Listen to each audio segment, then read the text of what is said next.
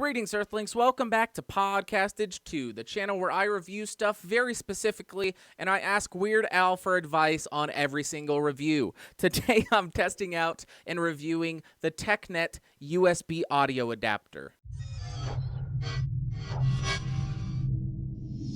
So here's a quick overview of what the TeckNet aluminum USB stereo sound card looks like.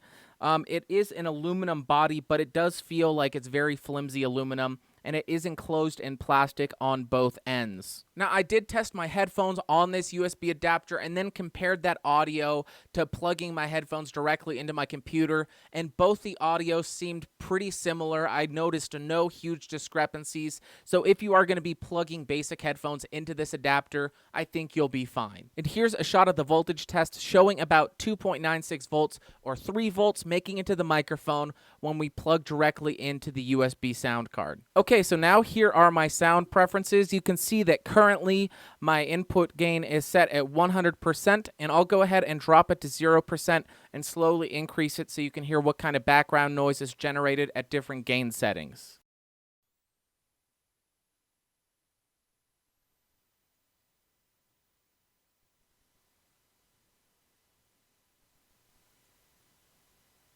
Okay, now I've plugged the microphone into the Neewer Phantom power supply and then the Phantom power supply into the USB sound card. You can tell on my system preferences that I have now been able to drop the gain down to maybe 35%. So if you are worried or you don't like the background noise generated when you plug directly into the sound card, this will help increase the volume of the microphone because it is now getting sufficient power. So I'll go ahead and be quiet so you can hear what kind of background noise is generated at this gain level right here. Now I've plugged in the Pyle PD Mic 58 to show you what a typical dynamic microphone sounds like when you're plugged into the sound card.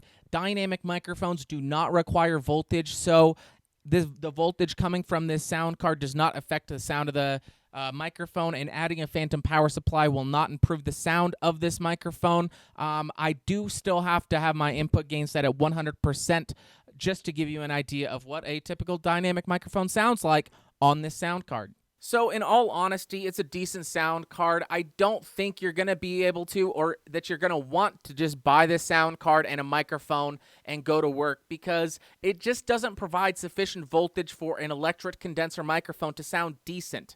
If you're going to buy this sound card and something like the NW800 or BM8000 or anything like that, you're going to want to invest in and buy a Phantom power supply, because what that does is it ensures that your microphone is getting sufficient voltage, which 3 volts is not. 3 volts is simply not enough voltage to make the microphone sound good.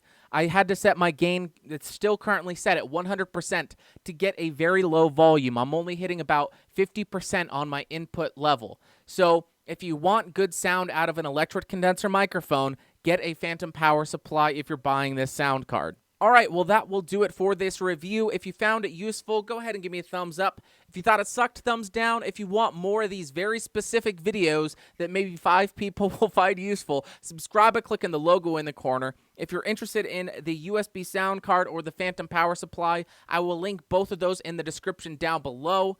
And also, don't forget to subscribe to the main channel, which is just youtube.com/podcastage. And lastly, if you have any questions about this sound card, or if you have any requests for me to test certain microphones out on this sound card, go ahead and leave them in the comments, and I'll try to get back to them as soon as I can. And that will do it, guys. I'll see y'all later. Bye.